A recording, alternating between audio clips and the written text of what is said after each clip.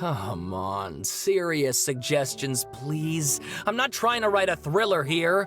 It's supposed to be an essay, you understand? An essay. That means facts and logic.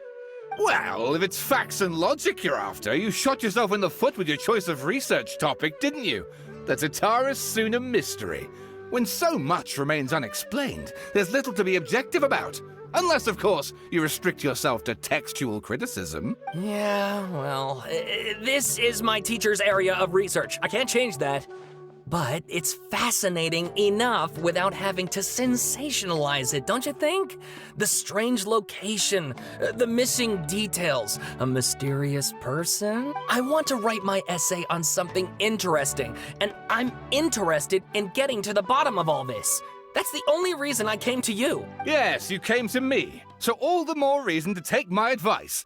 The fact is, it's the dramatization that will make people want to read it. There's no getting around that. Okay, but... Did one of them just mention Tatara Suna? But that's all the way in Inazuma! Is it just Paimon, or is it kinda unusual for someone in Sumeru to want to write a paper about that? Everyone here's just going about their business. Maybe it really is just Paimon. Guess people here are free to research pretty much anything. Great! Let's go find out what this Tatara Suna mystery is all about.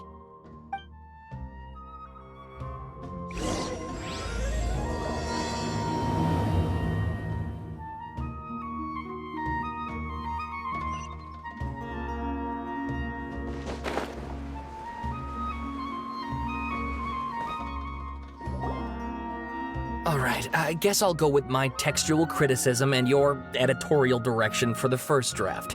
I have a feeling that the missing Kabuki Mono will end up being the main focus of this paper.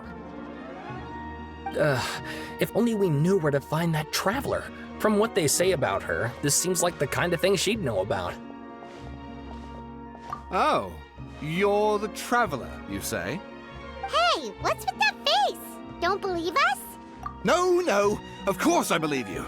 Actually, I first heard about your great exploits when I was still in Inazuma. This is my first time coming face to face with you and your mysterious silver-haired companion. I couldn't believe my luck, and out of force of habit, I started, examining the evidence. Sorry. Sawada, for the love of... Sorry, we don't get out much, so our social skills are kinda lacking. Traveler, I hear you've helped many people a great deal and been to many places. Would you be able to tell us about Tatara Suna? Actually, we don't know much about that place either. In fact, we only came over here because we heard you talking about it and wanted to learn more. I see. My teacher chose this area of research as a personal challenge. He said it's difficult to get into because even Inazumans don't know much about Tatara Suna's past. But who'd have thought that... If you don't mind, I'd love to show you all my outline for the book I'm writing about Tatara Suna. Hold on, Sawada. Don't you think that's a bit of a deep dive for a first read? Well, fair point. In that case, please ease yourselves in gently by taking a look at Akaba's latest essay draft. Let me give you some background. This all started with the discovery of some records in Tatara Suna. The writings mentioned someone by the name of Mikoshi Nagamasa, who crafted a fine blade, but in the end, he threw it into a fire to destroy it, and killed his servant Katsuragi. Why? Well, no one knows. Apart from the swordmaker, his servant, and the one who wrote this all down, the records also mention a Kabuki Mono. This seems to be an Inazuman word for an eccentric stranger, someone who dresses funny or acts in an unusual way. That's right. Akaba's teacher has spent quite some time researching these events on the ground. This Kabuki Mono lived in Tatara Suna for a while before disappearing without a trace. And shortly afterwards, as Akaba mentioned, things got pretty ugly. So first this strange person goes missing, then a murder happens? Seems kind of fishy to Paimon. Yes, my thoughts exactly. So I helped out too. I asked everyone I could think of if they knew anything about what happened back then. And wow! Did I get lucky! Stop shouting! This part's important. I just wanted to make it stand out. It just so happens that a friend of mine works at the Government Records Office. He looked into it for me, and I can now confirm that all the aforementioned individuals did, in fact, live in Inazuma over 400 years ago. Even back then, Tatarasuna was already at the center of Inazuma's smelting industry. The man in charge was a government official named Niwa. Curiously enough, it seems like he went missing too. Wait, so there are 2 missing people in this story now? That's right! What's more, Niwa is a name with a lot of history to it. Have you ever heard of the great swordsmith clans of Inazuma? Oh, the swordsmiths? Yeah, like Ishin art and so on? Wow, yes. You really know your stuff. That makes things easier. So basically, this Niwa was a distant relative of the Kaidahara clan, the last practitioners of Ishin art. Something then seems to have happened in the Kaidahara clan, leading to their downfall. I don't know the details, but taken in light of everything else going on around that time, it makes you wonder whether it's all connected somehow. The Kaidahara clan. Sawada, you left out the biggest detail of all. Oh, yes, of course. How could I forget? Brace your minds, ladies and gents, for they are about to be blown. Or maybe you won't believe your ears. I wouldn't blame you, of course, because in all my years as a writer, this is by far the most.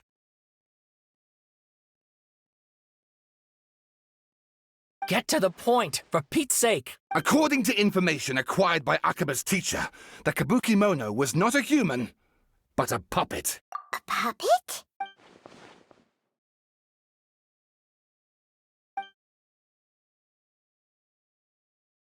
Aha! Judging by the looks on your faces, you do know something after all. No!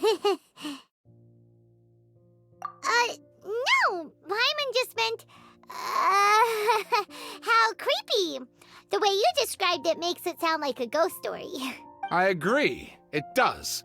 But considering that non-human races in Inazuma are by no means uncommon, spooky events are to be expected. And that's exactly what my book is about. Please, take a look.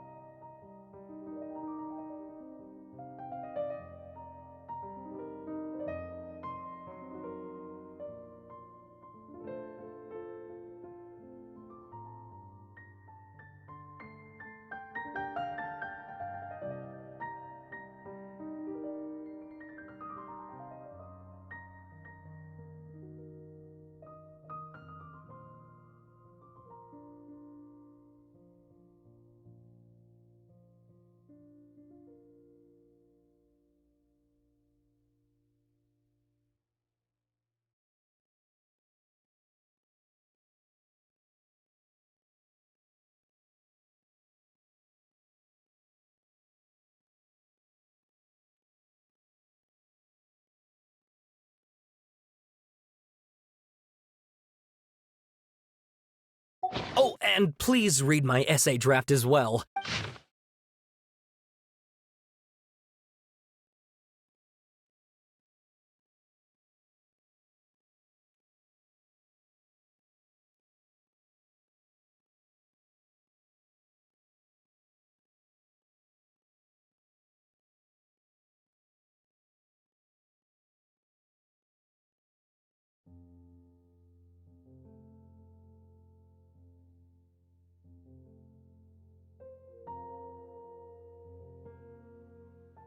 Sawada was encouraging me to follow his more creative approach, but I think essays should be grounded in facts.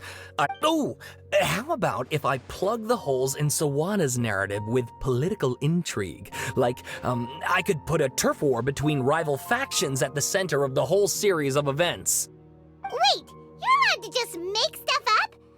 Pretty sure you've gone from essay to guessay there. Akaba, look. Your teacher has researched this extensively. I've reached out to everyone I could think of. Whatever information we have now is all that there is to know.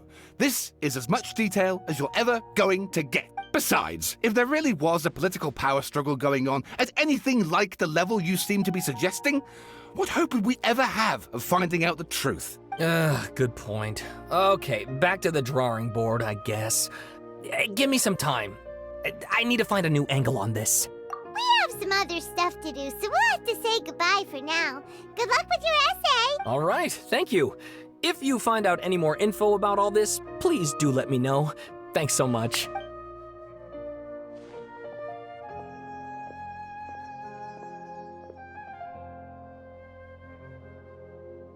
Hey, so that thing they were talking about, it has to do with the balladeer, doesn't it? Okay, then even if we did know something about it, we probably couldn't share it with them, huh?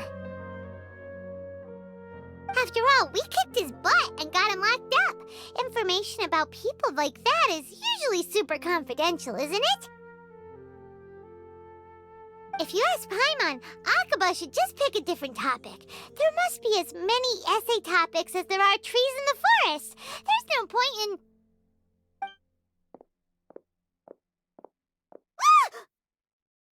Hey, did you see that? He literally just went by, over there. It looked like... the balladeer! No, it can't have been. He got locked up.